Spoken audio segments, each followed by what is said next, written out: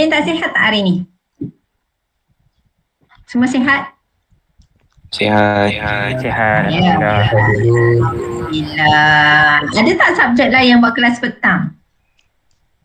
Dan kelas malam? Semua ikut jadual Kadang-kadang Tak ada ada? juga. Ada? Ada. Subjek apa? Kadang-kadang ada. Kadang-kadang ada. So awak semua petang memang tak ada apa-apa kekangan kan? Tak ada kelas apa kan? Okay. Tak adalah. So tak adalah mengganggu. Okay, jadi kita saya bagi homework hari tu. Dah buat ke belum? Ada tak soalan?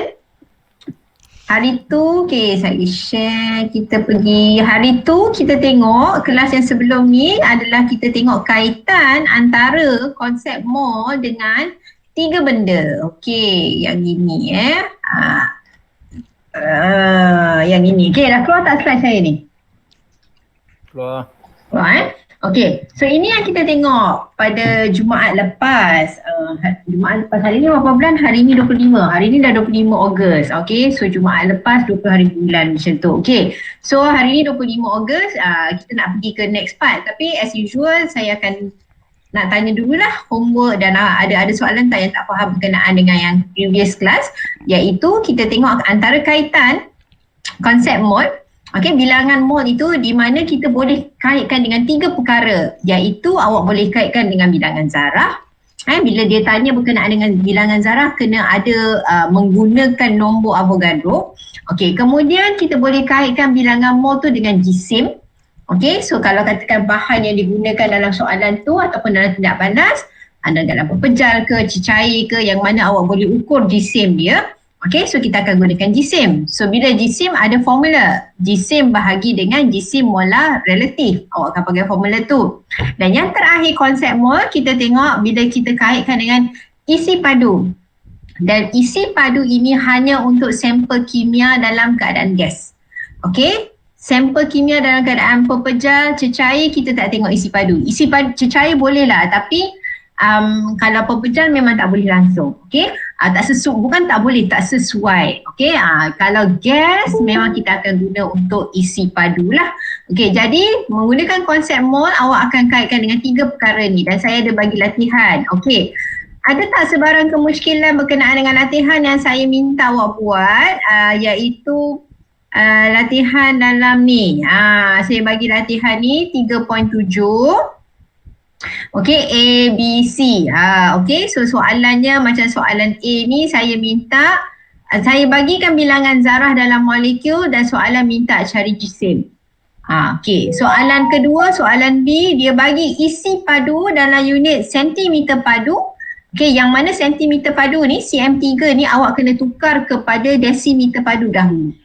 Okay, kemudian barulah boleh cari kepada bilangan mol. Tetapi bukan bermaksud terus boleh cari bilangan mol. Awak kena cari langkah pertama, cari bilangan molekul. Awak kena cari bilangan mol dahulu.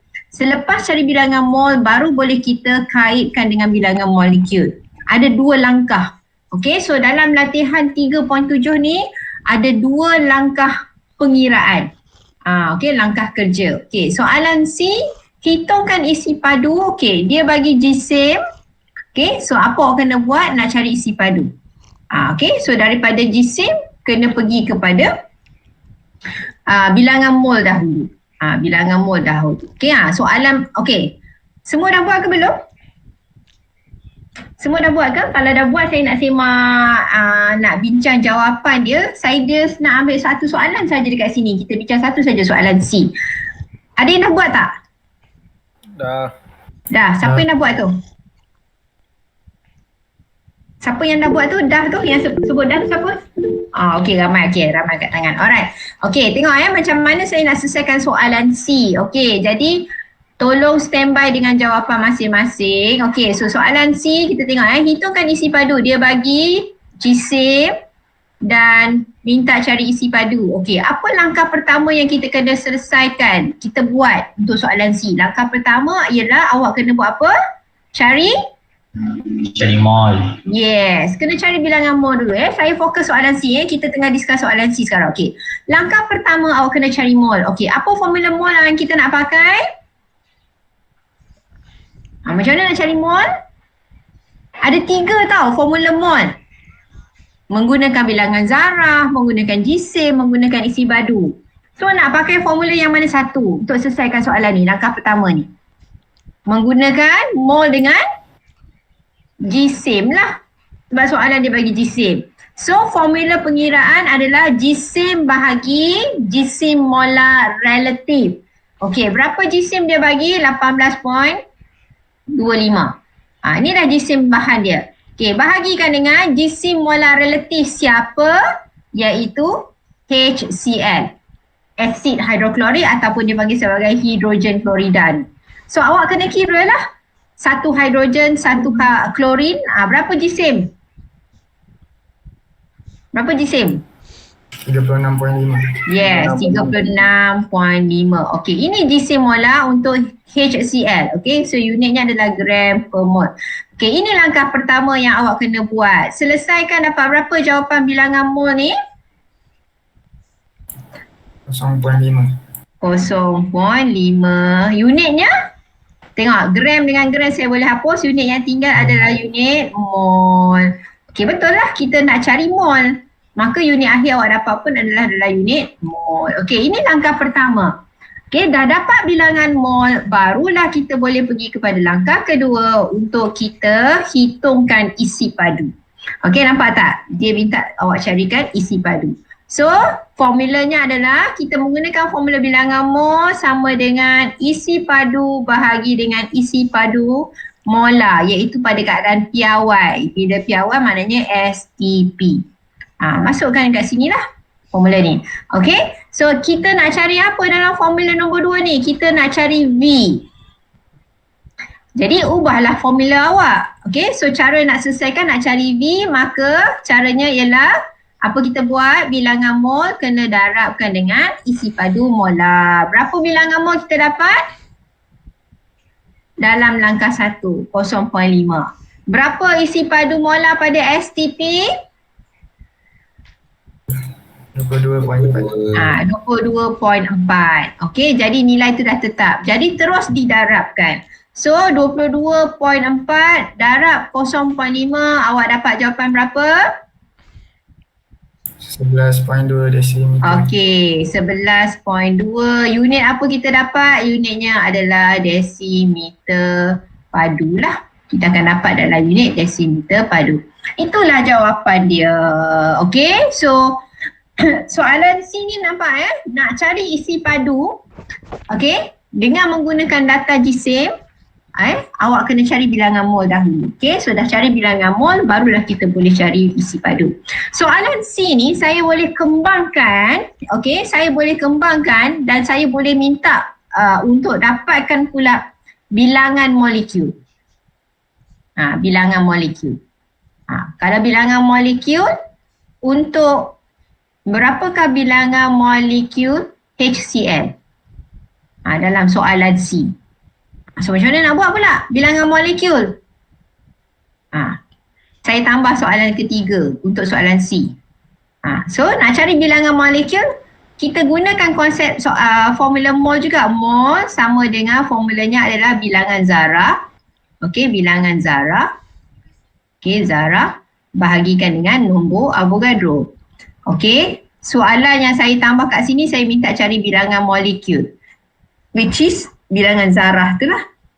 Jadi nak selesaikan, apa kita buat? N itu adalah bilangan mol. Okey, bilangan mol mana? Daripada langkah 1 kita dapat, darabkan dengan nombor Avogadro. So ada berapa bilangan molekul dekat sini? HCl ni ada 1 saja. Jadi maksudnya bilangan mol berapa? N itu mol adalah 0.5. Okey, mol. Darabkan dengan nombor Avogadro. Okey, and then kita darabkan dengan 1 lah. Sebab molekul HCl tu ada 1 saja. Jadi awak akan dapatlah jawapan tu berapa. Okey, so 0.2 darab nombor Avogadro, 6.02 darab 10/23. Okey, so akan dapat 12.04 darab 10/23.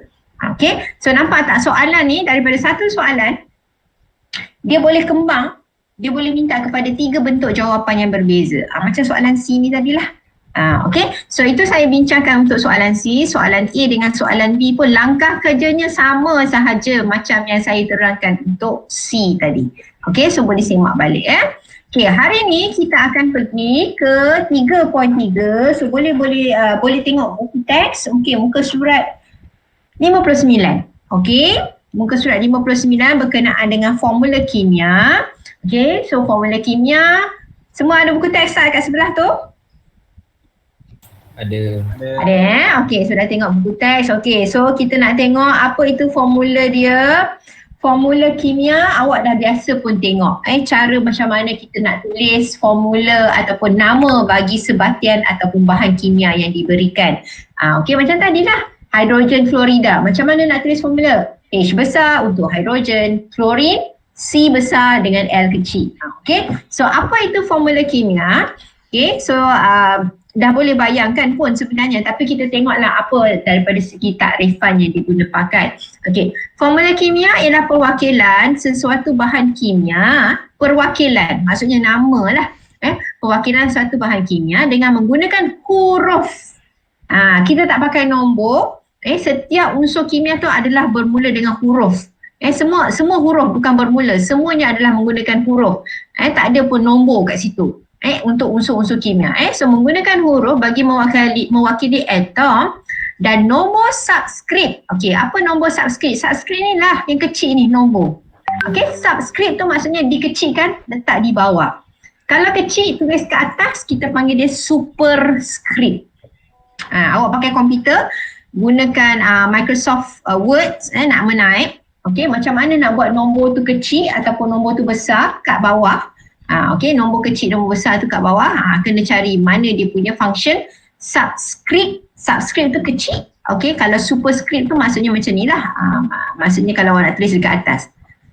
Okay, so macam tadi tu is sulfur 8. Okay, 8 tu kita nak kecil kat bawah. Okay, macam awak nak tulis charge. Natrium, contohnya natrium positif. Macam mana nak tulis positif kecil tapi dekat atas. Ini kita panggil sebagai superscript. Super. Tinggi lah. Okay, sub kecil bawah. Okay, so menggunakan huruf bagi mewakili atom dan nombor subskrip untuk menunjukkan bilangan setiap jenis atom yang terdapat dalam entiti asas bahan itu. So kat sini S8. Maksudnya dalam ni ada 8 atom sulfur yang bergabung, berikat. Okay, so ini adalah formula kimia mewakili bahan kimia iaitu serbuk sulfur. Serbuk sulfur saya dah cerita dia guna dalam buat meriam, belerang tu. So belerang tu warna kuning, warna putih tu biasanya warna kuning. Okay, so itulah dia punya formula kimia 8S8. Okay, so dia daripada unsur sulfur. Okay, so kita tengok kat sini unsur bahan magnesium. Formula kimianya adalah Mg. Maknanya awak dah tengok dah pun, dah belajar pun simbol-simbol. Nama bahan tu magnesium. Nama formula kimia, bukan nama, cara nak tulis formula kimianya adalah Mg. Mulakan dengan huruf besar. Okay, so kita dah tengok dalam jadual berkala unsur macam mana nak tulis formula kimia. Ada yang 1 huruf, ada yang 2 huruf, ada yang 3 huruf. Okay, tak kisahlah berapa huruf. Okay, tetapi hurufnya mesti huruf besar. Kalau hurufnya macam Na, saya tulis kat sini Na, natrium. Mulanya N itu mesti besar, A itu kecil.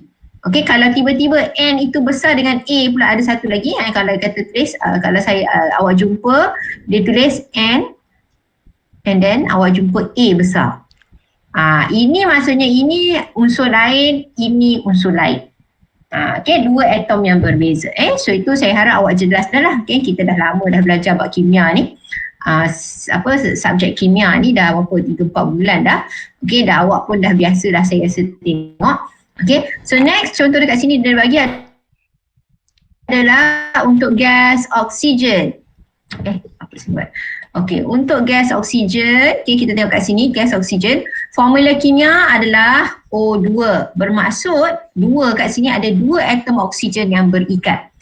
Formula kimia menunjukkan molekul gas oksigen terdiri daripada 2 atom oksigen. Menunjukkan molekul gas oksigen terdiri daripada 2 atom oksigen. 2 atom oksigen. Okay, so dia berikat. Okay, itu formula kimia. Okay, and then second. Alright. Kemudian kita nak tengok apa itu sebatian. Yang tadi adalah cerita unsur. Okey, sebatian pula adalah bila mana kita tengok ada gabungan atom-atom berlainan. Okey, so bahannya kat sini dia bagi air. So formula kimia kita tuliskan adalah H2O. Okey, H2O. So sebatian dekat sini maksudnya nombor subskrip menunjukkan 2 atom hidrogen bergabung dengan 1 atom oksigen. Okey, so kita nampaklah. Dia akan tulis di belakang. Okey, so H2. Maknanya 2 ni siapa yang ada 2? Hidrogen ada 2. Okey, next contoh dekat sini adalah aluminium oksida. Ada 2 jenis atom iaitu atom aluminium dan atom oksigen. Yang mana dalam bahan ini ada 2 atom aluminium bergabung dengan 3 atom oksigen. Okey, so saya harap yang ini awak jelas lah. Ada tak siapa-siapa yang masih tak faham berkenaan dengan formula kimia ni?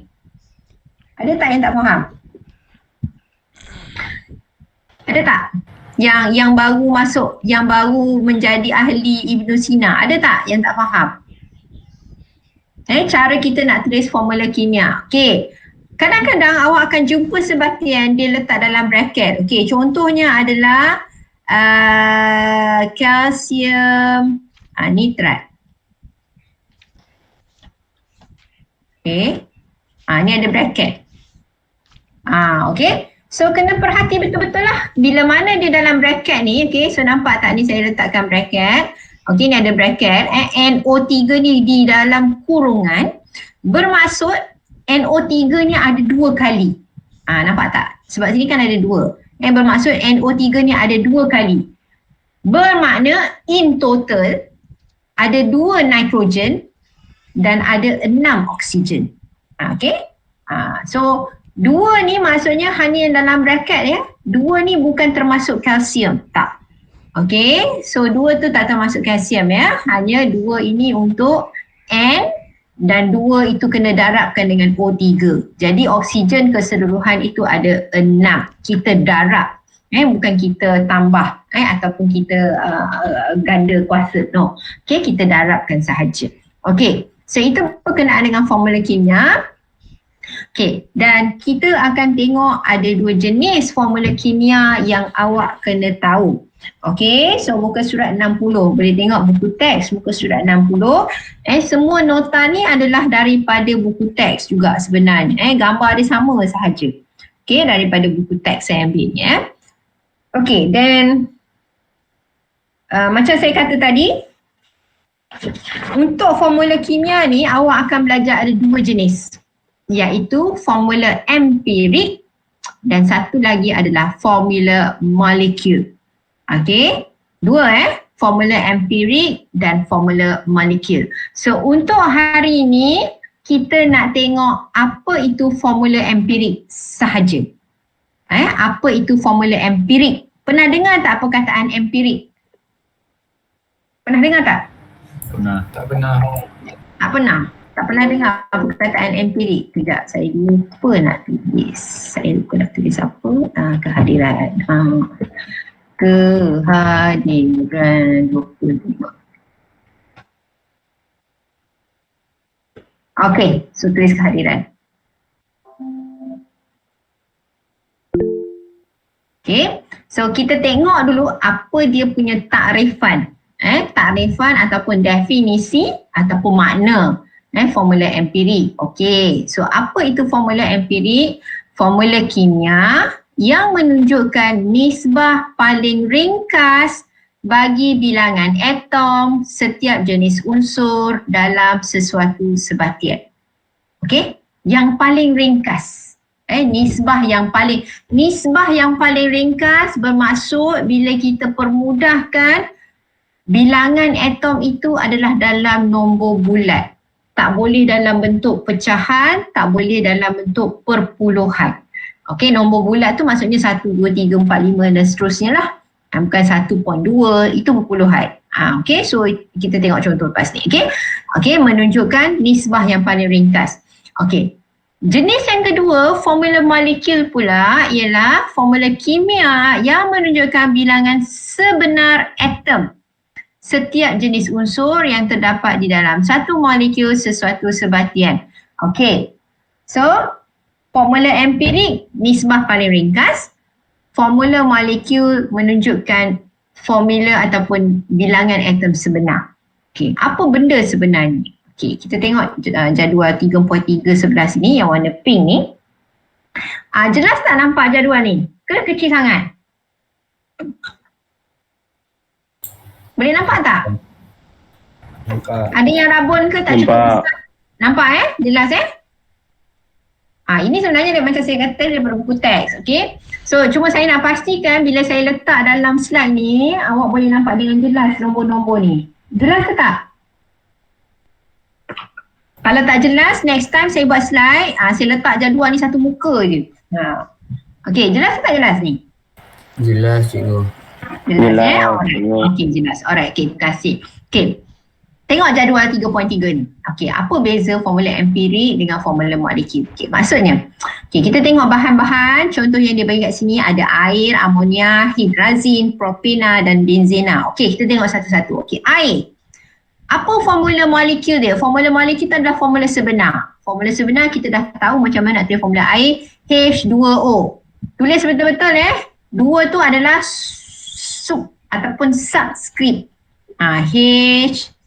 Jangan tulis H2O, salah. Kena tulis H2O.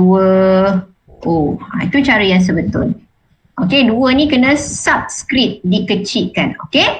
So, formula molekul untuk air adalah H2O. Bermaksud ada 2 atom hidrogen bergabung dengan 1 atom oksigen. Okey, apa dia formula empirik dia? Formula empirik kat sini maksudnya kita mudahkan. Okey, macam mana kita nak mudahkan kat sini maksudnya? Hidrogen ada 2, oksigen ada 1. Boleh tak kita bahagikan lagi nombor tu? Nombor 2 dengan nombor 1, ada tak nombor sepunya yang kita boleh bahagikan? So tak ada dah.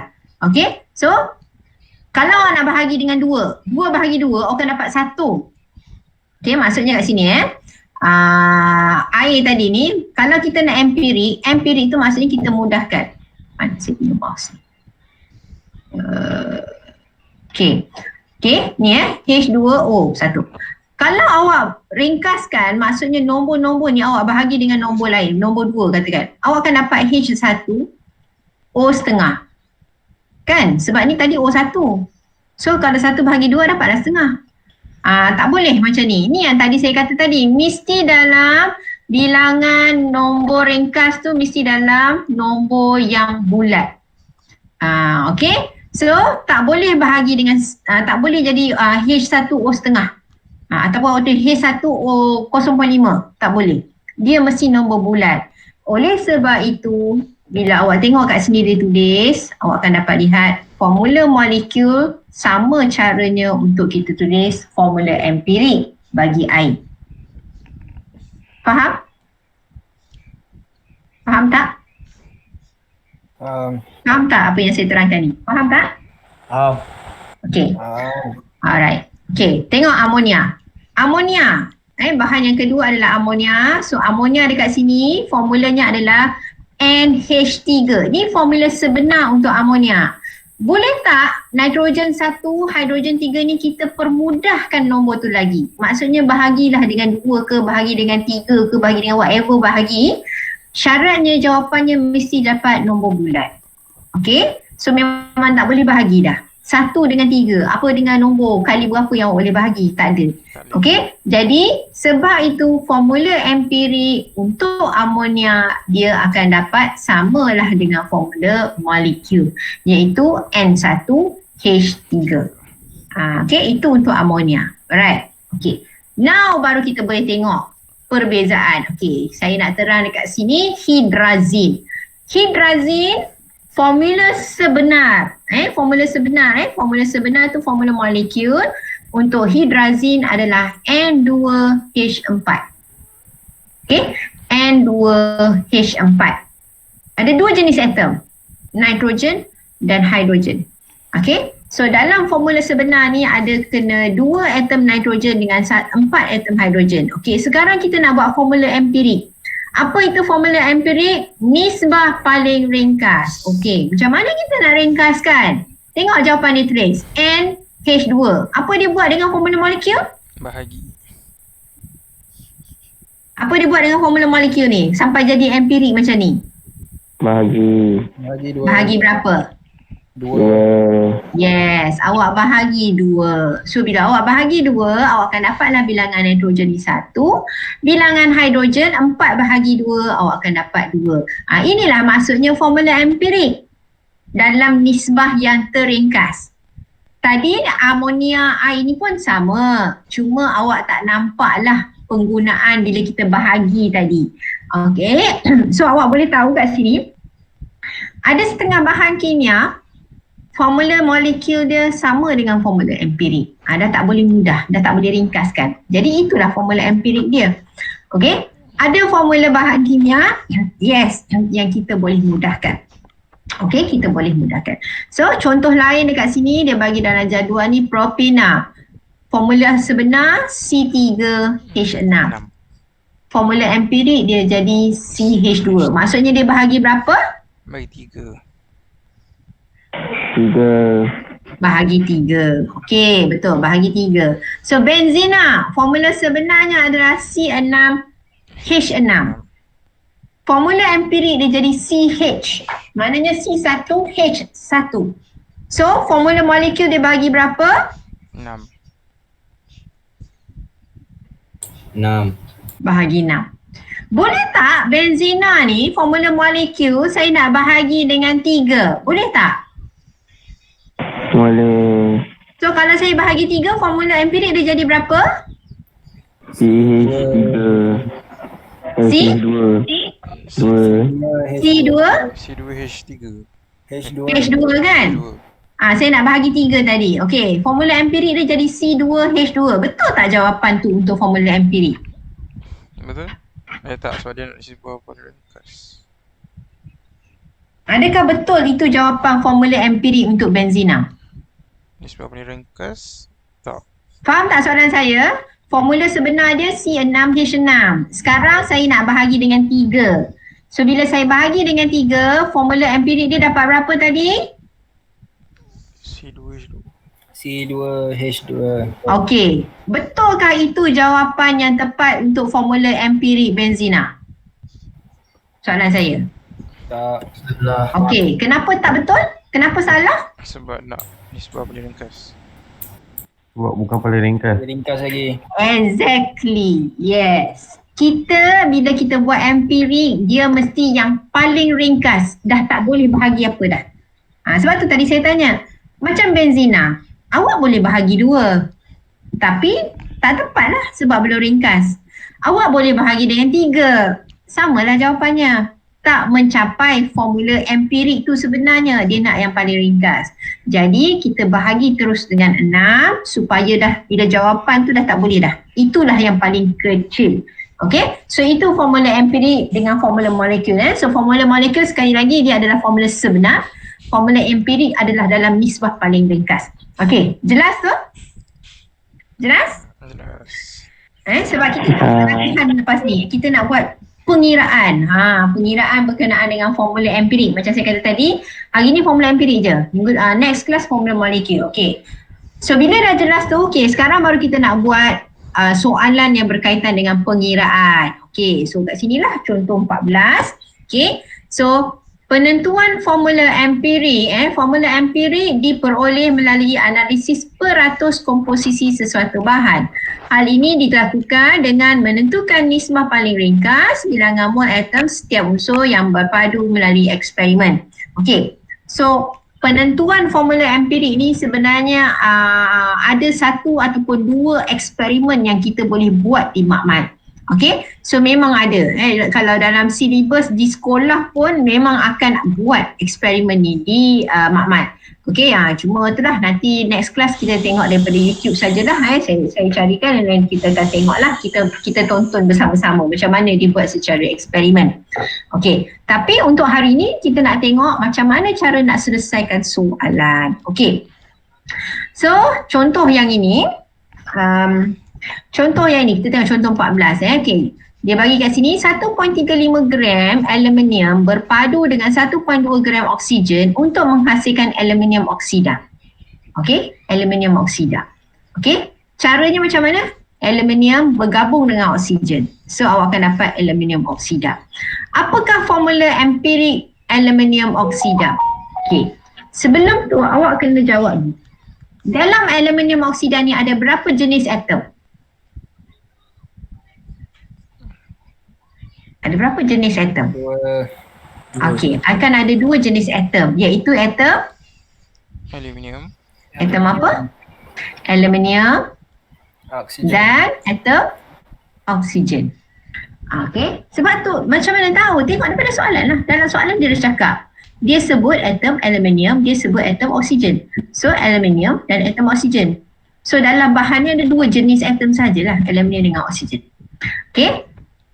So ini dia bagi dalam kuantiti jisim. Jisim.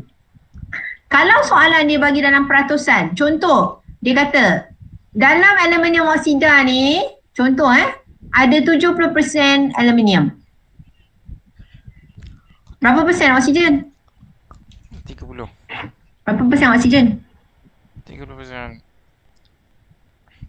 Berapa persen oksigen? 30 lah. Sebab apa? Sebab kita tahu jumlah peratusan kat sini, jumlah peratusan ni mestilah 100%. Okay, 100%. Kalau soalan bahagi dalam bentuk peratusan. Okay, itu kena ingat Okay, so peratusan maknanya macam kita dalam kelas ada pelajar lelaki, pelajar perempuan. Okay, pelajar lelaki campur pelajar perempuan. Berapa peratusan ke semuanya? 100%. Macam tu. Okay, so soalan mungkin dia bagi dalam bentuk peratusan ataupun dia direct dia bagi dalam bentuk jisim. Macam soalan contoh 14 ni lah. Dia terus bagi dalam bentuk jisim. Okay, so kita tengok macam mana dalam bentuk jisim, apa kita nak buat. Selalunya bila soalan untuk penentuan formula empirik, formula molekul ini, awak disarankan menggunakan dalam bentuk jadual sebagai dalam contoh 14 ni. Buat table. Buat table. Kenapa buat table? So bila buat table ni nampak dia lebih sistematik, okay, dan memudahkan kita untuk tengok langkah demi langkah. Okay, supaya awak tak lost. Okay, macam mana? Okay, so langkah pertama tengok saya nak terangkan macam mana awak nak buat. Langkah pertama, tengok ada berapa jenis atom. Kita ada 2 jenis atom, aluminium dengan oksigen. Jadi buatlah 1 untuk aluminium, 1 untuk oksigen. Okay, tuliskan unsur dia. Okay, tuliskan unsur dia. Ya, kita dah tulis kat sini, aluminium dan oksigen. Okay, langkah kedua, apa awak buat? Jisim. Tulis balik jisim dia. Okay, aluminium berapa jisim? 1.35, tuliskan. Kemudian oksigen ada 1.2. Okay, itu belum kira lagi, baru nak susun. Okay, langkah seterusnya kena cari bilangan mol. Nampak? Ini baru start pengiraan. Okay, so saya katakan ini langkah pertama lah. Langkah pertama untuk buat pengiraan. Okay, cari bilangan mol. Okay, bilangan mol siapa? Setiap unsur. Okay, so kita tahu formula bilangan mol. Awak belajar 3 formula bilangan mol. Kaitan dengan bilangan zarah, kaitan dengan jisim, kaitan dengan isi padu. So soalan macam ni, maknanya terus pakai yang formula dengan jisim lah. Iaitu apa formula dia? Nak cari bilangan mol. Bilangan mol sama dengan jisim bahagi dengan jisim molar. Pakai formula ni. Awak akan pakai formula ni. Okay, so tengok jisim 1.35 untuk kita kira satu-satu ya. Untuk aluminium 1.35 bahagi dengan 27. Mana dapat 27? Mana dapat 27? Jisim aluminium. Jisim aluminium daripada jadual berkala unsur. Okay, so bahagikan, awak dapatlah jawapan bilangan mol untuk aluminium 0.05. Okay, buat cara yang sama untuk atom oksigen pula. Okay, atom oksigen jisimnya adalah 1.2 gram. Bahagi dengan 16. Lagi sekali 16 ni kita ambil daripada jadual berkala unsur. Okay, so 16 Okay, so bahagikan, awak dapatlah jawapan dia 0.075. Okay, so itu langkah yang kita kena buat. Cari bilangan mol dahulu. Okay, so buat dalam jadual lah, buat dalam kotak macam ni. Okay, faham tak ni sampai ke bilangan mol tu? Faham tak? Okay. Langkah seterusnya, tampak tak kat sini ditulis apa? Nisbah mol atom. Okey, nisbah mol atom. Okey, macam mana nak buat langkah kat sini? Apa dia punya arahan? Bahagikan setiap nombor mol dengan nombor mol terkecil. Okey, maksudnya tengok bilangan mol ni. Aluminium 0.05, oksigen 0.075. Okey, boleh bagi tahu saya yang antara dua ni mana nilai yang terkecil? 0.05. 0.05. 0.05 itu adalah nilai yang terkecil. Okey, jadi apa kita nak buat untuk nisbah? Mol yang kita dapat, kita akan bahagikan dengan mol yang terkecil. So nampak tak? 0.05 bahagi dengan nombor dia sendirilah. Sebab itu mol yang terkecil. Jadi awak dapat nisbahnya 1. Okey, yang ini 0.075 bahagikan dengan mol yang terkecil tadi 0.05, awak dapatlah 1.5. Okay, so itu langkah untuk cari nisbah mol atom. Okay, faham tak ni? Boleh Okay, so langkah seterusnya apa kita akan buat? Nisbah mol atom paling ringkas. Okay, oleh sebab kat sini dalam titik perpuluhan 1.5 bila dia dapat 1.5, nombor dia dalam titik perpuluhan. Kita memang biasa kita buat bundar. Kan kalau kita belajar matematik, 1.5 kalau bundar kan dapat berapa? 1 ke 2? 1.5. 1. Okey, kalau awak buat konsep matematik bundar, awak akan jadi bundarkan dia kepada 2. Okey, tapi untuk kes formula empirik ni, kalau awak dapat 1.5 ataupun 1.6, apa kita kena buat? Kita kena darab 2. Okay, nombor ni kita kena darab 2. Darab dengan 2 dan pada masa yang sama untuk aluminium pun awak kena darab 2. Okay, so bila darab 2 dia jadi nisbah mol atom paling ringkas, awak dapatlah kat sini 2. Awak dapatlah sini 2, awak dapatlah sini 3. Okay, so berdasarkan ini barulah kita tulis, kita dapat bilangan aluminium itu ada 2, oksigen itu ada 3. Okay, itu cara dia. Bermula dengan tulis dulu, tengok berapa jenis atom ada dalam soalan, 2 jenis, so buatlah 2 ruang. Okay, 2 kotak ni. Okay, tuliskan atom apa, unsur apa yang ada. Lepas tu tulis jisim. Lepas tu cari bilangan mol. Dah cari bilangan mol, tengok jawapan yang mana mol terkecil. So ini mol yang terkecil. Apa kita kena buat? Cari pula nisbah mol atom. Caranya adalah mol yang dapat bahagi dengan mol yang terkecil. Awak dapatlah 1 dengan 1.5. Okay, sebab kat sini ada titik perpuluhan, apa kita akan buat? Kita kena darab 2. Okay, so bila sini darab 2, sini pun darab 2. Jadi dapatlah bacaan mol, nisbah mol atom yang paling ringkas tadi adalah 2 dengan 3 dan tulis semula formula kimia di aluminium oksida. Okey.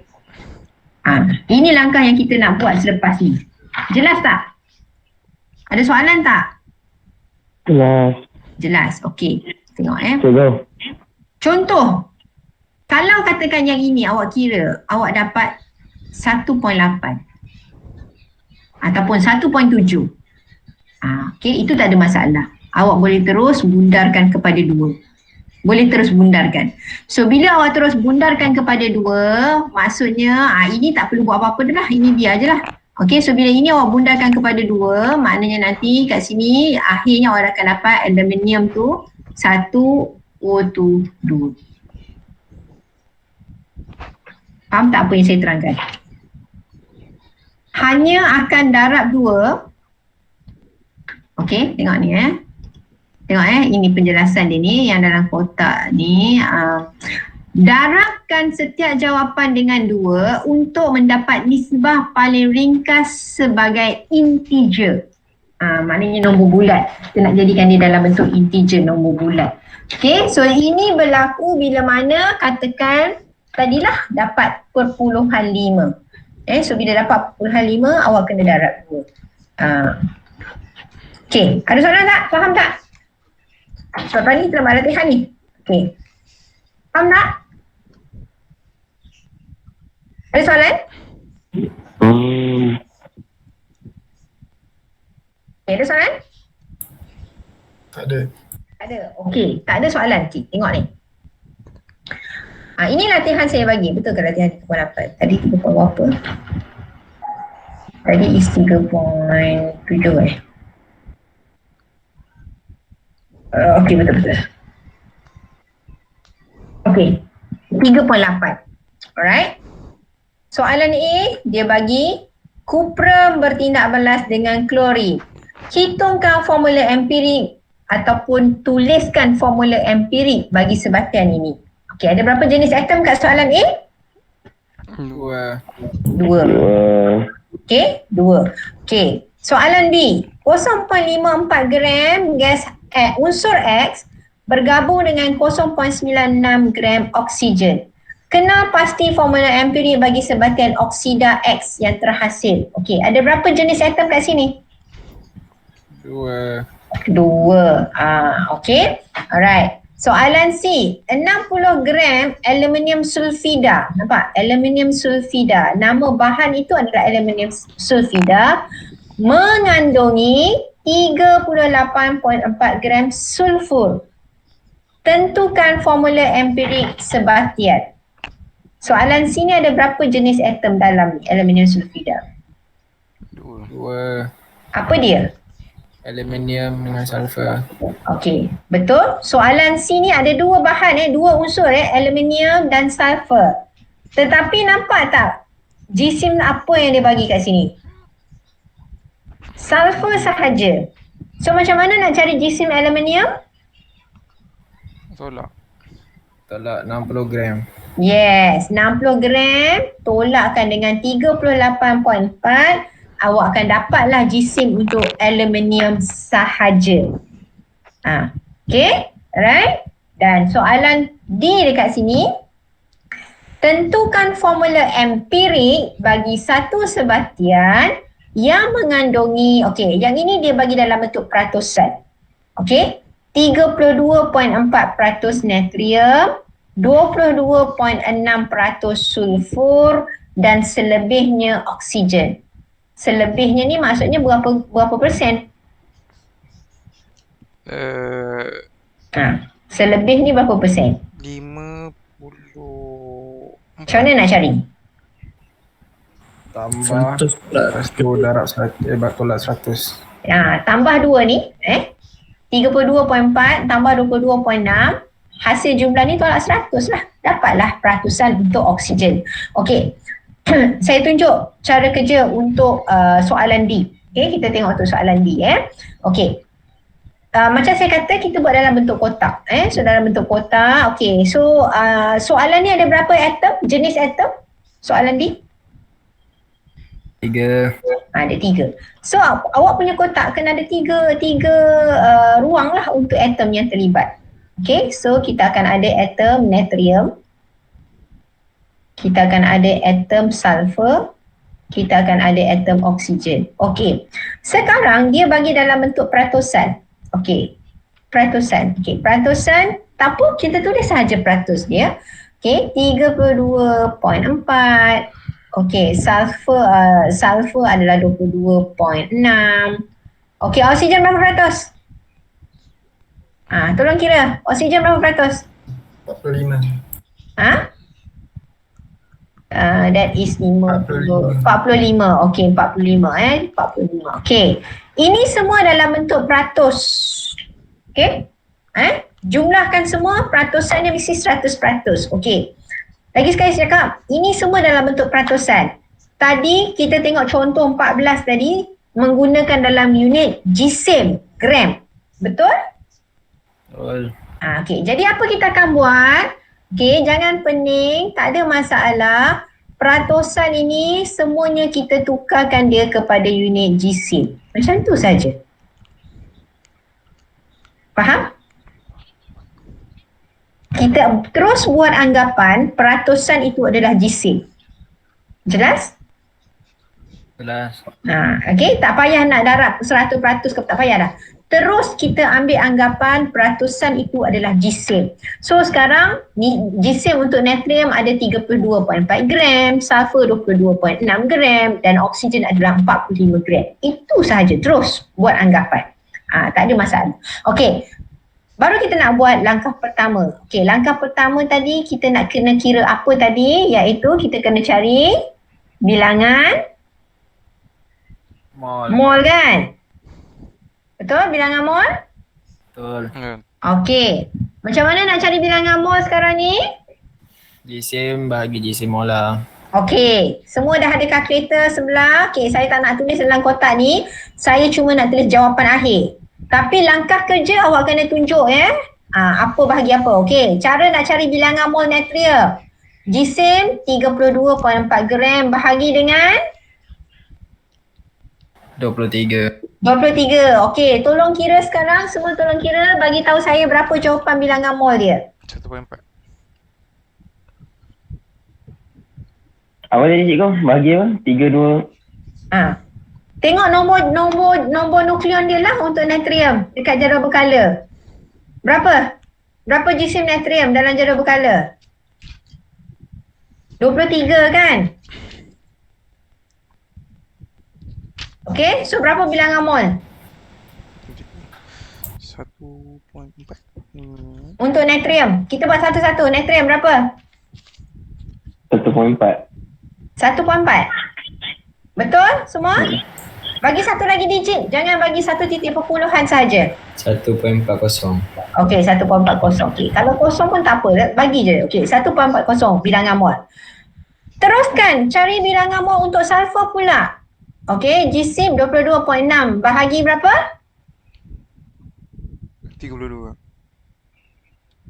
Sulfur berapa? 32. Okey.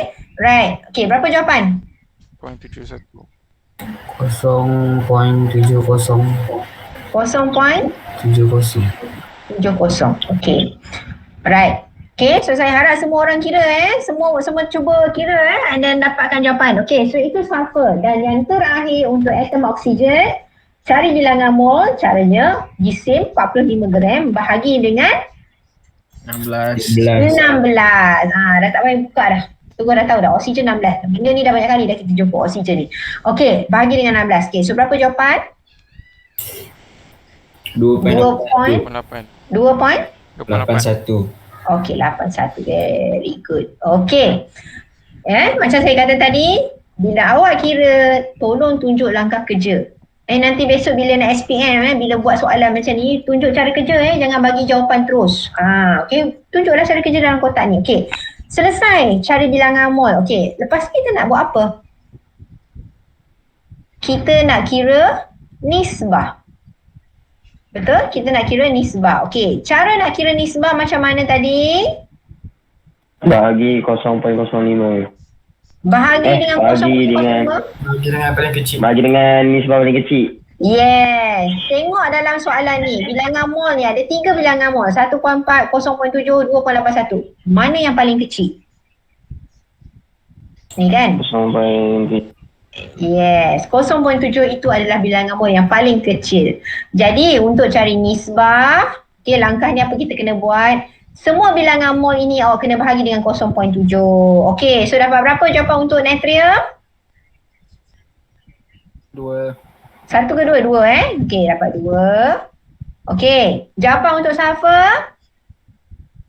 1. 1. Jawapan untuk oksigen? 4. Tengok, semua dah dapat nombor bulat. Bila dah dapat macam ni, okey, ini dah jawapan akhir dia. Jadi, tuliskan semula formula empirik. So, jawapan awak, formula saya tulis ringkas je FE saja. Formula empiriknya untuk sebatian ini adalah Na kita ada 2, Na kita ada 2. Lepas tu sulfur 1. Tak payahlah tulis nombor 1. Oksigen ada 4. Settle. Bentukkan formula empirik. Okey, ada soalan, faham tak? Siapa yang pening-pening? Okey, cikgu faham. Faham. So contoh yang ini dia tak ada dalam titik perpuluhan macam tadi saya kata titik perpuluhan tang mana? Titik perpuluhan bila untuk nisbah yang terringkas tu. Okey. So awak boleh terus guna tulis semula formula empirik. Kalau yang ada titik perpuluhan, contoh. Okey, contohlah katakan tadi awak kira sulfur ni katakan awak dapat 1.8. Kalau dah macam ni macam mana nak buat? 1.8. Okey, yang ini tak ada masalah. Awak boleh terus buat bundarkan dia kepada 2. Itu saja. So dia akan jadi natrium 2, sulfur 2, oksigen 4. Samalah 1.8, 1.9, 1.7. Boleh. Faham? Faham? Okey. Tetapi berhati-hati kalau katakan kat sini tadi katalah contohlah kat sini awak kira tadi nisbah awak dapat 1.5. Bila dalam kes macam ni barulah semua ni awak kena darab 2. Semua kena darab 2, bukan dengan 1.5 saja darab. Semua kena darab 2. So bila awak darab 2 awak akan dapatlah natrium ni ada 4, sulfur ni ada 3 kan? Oksigen akan jadi 8. So tulis baliklah formulanya dia akan jadi Na 4, sulfur 3, oksigen 8. Faham tak maksudnya? Tengok ambil kau. Kenapa kena darab duit kau? Kenapa kena darab Dia 2? Sebab contoh tadi saya kata andainya ni nampak tak ni? Okey, tadi sini contoh mana dia? Tadi contohlah katakan sini tadi berapa 2 kan? Katalah sini awak dapat 1.5. Ni nampak tak perpuluhan? Ni dah nisbah terringkas tapi awak dapat 1.5. Tak boleh bundar kepada 2. Ni 1.5 ni tak boleh bundar kepada 2. Bila dia dapat 0.5 atau 0.6, apa kita kena buat? Kesemua ni kita kena darab 2. Faham? Faham. Dia tak boleh bundar sebab terlampau jauh. Kita sains kan, so bila kita orang sains, kita amat menekankan ketepatan kejituan data. So 1.5 kalau awak nak bundarkan terus kepada 2, sangat jauh, ada banyak beza. Jadi apa dia buat? Dia terus darab 2. So bila darab 2, awak tak boleh darab 2 untuk sulfur saja. Awak kena darab 2 untuk natrium, awak kena darab 2 untuk oksigen. Itu tadi saya cakap. Okay, so kita akan kita akan darabkan keseluruhan. Sebab tu bila darab 2 tu tadi ni yang saya tulis kat sini ni. Dia bila darab 2 dia jadilah natrium tu 4, sulfur tu 3, oksigen tu 8. Okay, faham? Ada soalan? Baik. Cikgu. Yes.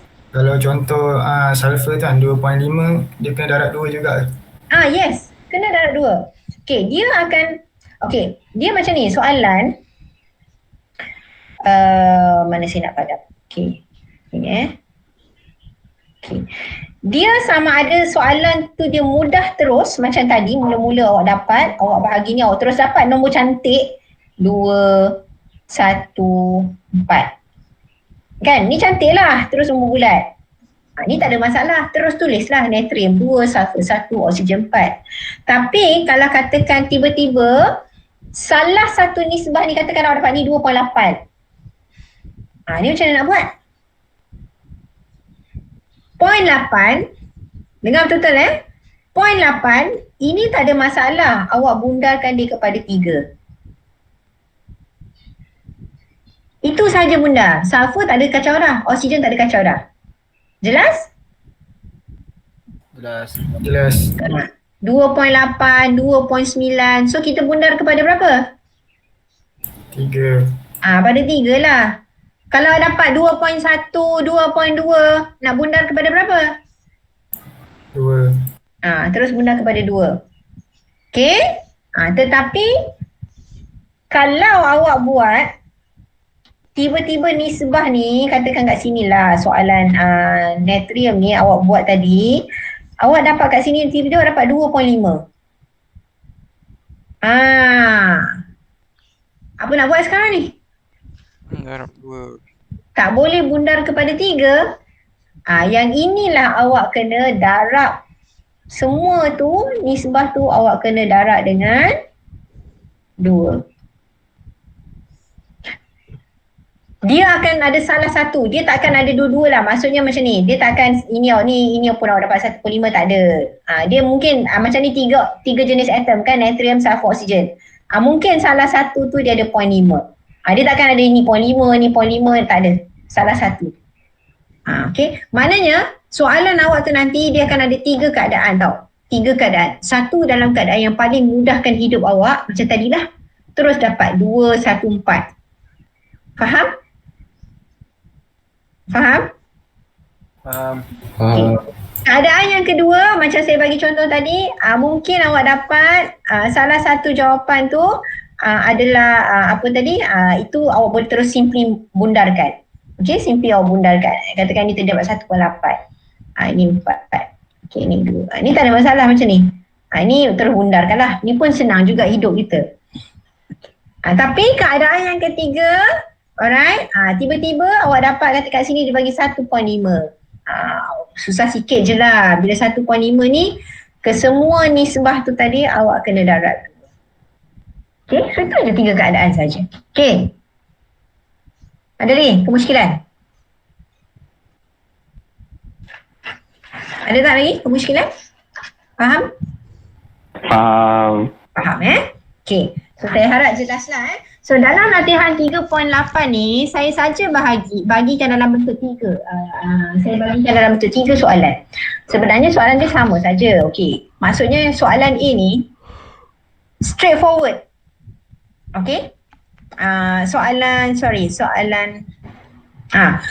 A dengan soalan B ni straightforward. Apa maksud straightforward? Jelas. Awak nampak dekat sini ada 2 jenis atom, cuprum, klorin. Setiap satu dia dah bagi jisim. Ni saya kata straightforward. Okay, terus. Soalan yang tricky sikit. Ini tengok dia bagi. Dia bagi jisim keseluruhan aluminium sulfida, tetapi dia bagi sulfur saja. Aluminium mana? Aluminium. Mana jisim aluminium? So apa awak kena buat? Berhati-hati. Okay, jangan ambil ini pula aluminium. Salah. 60 ni bukan aluminium. 60 ni adalah aluminium sulfida keseluruhan. So macam mana nak cari jisim aluminium? Tolak kan? Betul tak? 60 tolaklah dengan sulfur 38.4. Awak dapatlah jisim aluminium. Okay? Faham tak ni? Faham. Okay. So bentuk yang ketiga, saya saja bagi bentuk soalan D. Kenapa saya bagi soalan D ni? Sebab soalan D ni dia menggunakan kuantitinya dalam peratusan. Okay, jangan panik. Saya kata peratusan ni tak ada apa pun. Okay, apa kita buat? Kita terus buat anggapan peratusan ini kepada jisim. Tapi soalan D ni saya bagi, saya minta awak cari selebihnya ni untuk oksigen. Samalah tadi. Peratusan, jumlah peratus mesti 100%. Dia dah bagi natrium, dia dah bagi sulfur. Jadi berapa peratus baki untuk oksigen? Tolak je lah. Tolaklah dengan 100. Dapatlah untuk oksigen. Okey, lepas tu peratusan tu semuanya kita tukarkan kepada jisim. Okey, so dalam latihan 3.6 ni adalah bentuk-bentuk soalan yang mungkin yang biasa sebenarnya keluar untuk SPM. Objektifnya satu saja, nak bentuk formula empirik. Okey, apa itu formula empirik? Formula yang ringkas. Okey. Apa maksud ringkas? Bilangan atom itu mesti dalam nombor bulat. dah tak boleh dalam bentuk pecahan, dah tak boleh dalam bentuk perpuluhan. Mesti nombor bulat. Okey. So itu sahaja untuk kita punya kelas hari ini. Nanti saya sharekan slide ni untuk awak buat latihan. Saya kena convert dulu, okay. So untuk awak buat latihan slide ni. Jadi kita akan jumpa untuk next kelas pada hari Jumaat. Kita sambung untuk formula molekul pula. Okay? Right. Ada soalan tak sebelum kita stop kita punya kelas hari ni?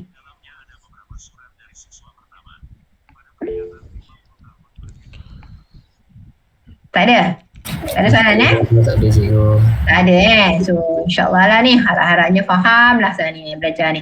Okay, right. So jangan lupa buat latihan. So saya jumpa hari Jumaat. Hari Jumaat ni berapa hari bulan? 27 hari bulan. Hari Jumaat ni 27 hari bulan. Kita jumpa pukul 9 suku malam untuk sambungan. So terima kasih semua yang hadir. Ada yang tak hadir ke hari ni? Nampak ada yang tak hadir lah ni. Hanya ada berapa tadi? 19 orang. Okay. Alright. So kita jumpa hari Jumaat lah. Okay. Terima kasih semua. Assalamualaikum. Terima kasih, Ego. Cikgu. Terima kasih cikgu. Terima kasih, Ego.